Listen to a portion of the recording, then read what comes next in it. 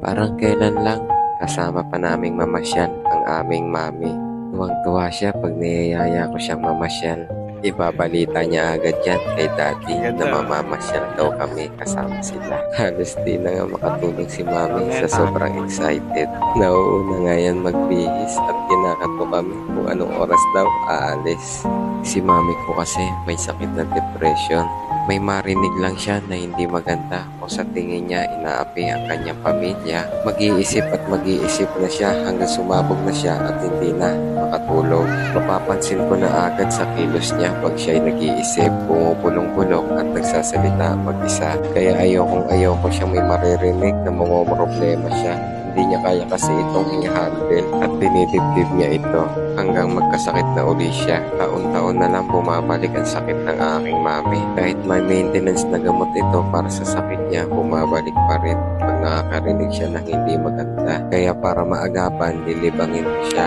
Papasyal ko siya para makalimutan niya ang mga problema niya. Ito ang mabuting gamot para sa kanya. Ang palitan ng kasiyahan sa galit na kanyang nadarama. Si mami ko kasi napakahirap papainom ng gamot pag may sakit siya. Niluluwa niya ito at hindi niya iniinom. Paniwala niya sa gamot ay lalo siyang masisiraan ng loob. Nagagalit nga siya sa amin pag napapainom siya ng gamot. Kaya pilit niya talagang niluluwa ang gamot. Kaya napakahirap niya pagalingin pag may sakit talaga siya. Magtuloy-tuloy lang mapainom namin ng gamot ang aming mami ay tiyak gagaling agad siya. Nakaraang taon nga ng September 2024 nang bumalik uli ang sakit ng aming mami. Naging kampante nga lang ako. Pilay na sanay na sa taon-taon siya nagkakasakit. Sa pagtuloy-tuloy nga ng pag-inom niya ng kanyang gamot ay tila ba may ibang nangyayari sa kanyang katawan. Nangihina nga ito at hindi nga makatayo. Hindi na rin makakain ng maayos dahil hindi niya nga malunok ang kanyang kinakain. Hindi ko nga alam kung nakasama na yung gamot sa pagpapainom namin sa kanya. Hindi ko nga agad na pa-check up ang aking mami dahil kampante akong gagaling siya. Bandang alas 7 nga ng umaga na may tumatawag sa akin. Dali-dali nga akong bumaba dahil may nangyari daw sa aking mami. Nabigla nga ako sa aking nakikita. Hindi ako makapaniwala.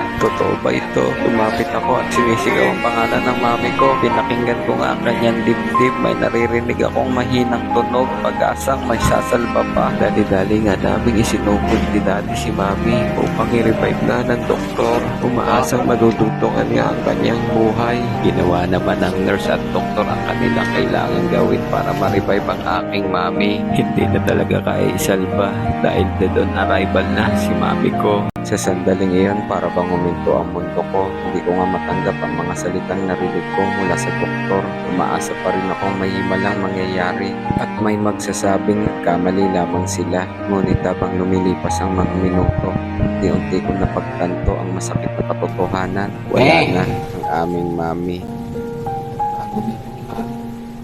Pinagano ko niya yung iniinom ng gamot. Sabi ni mami, sabay, maikli lang salita niya. Parang late siya. Napakasakit isipin na sa isang iglap nagbago ang lahat. Ang mga plano, mga pangarap at mga simpleng sandaling inaasahan naming makakasama pa siya ay biglang naging mga alaala na lamang. Picture. Pahawak mo kay Gladys. Si Mami.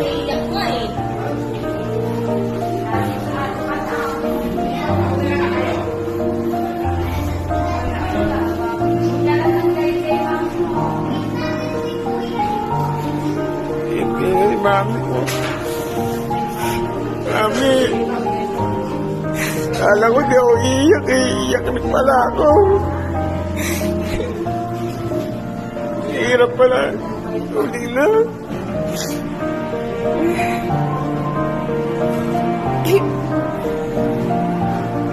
Hirap pala pag kukunin na.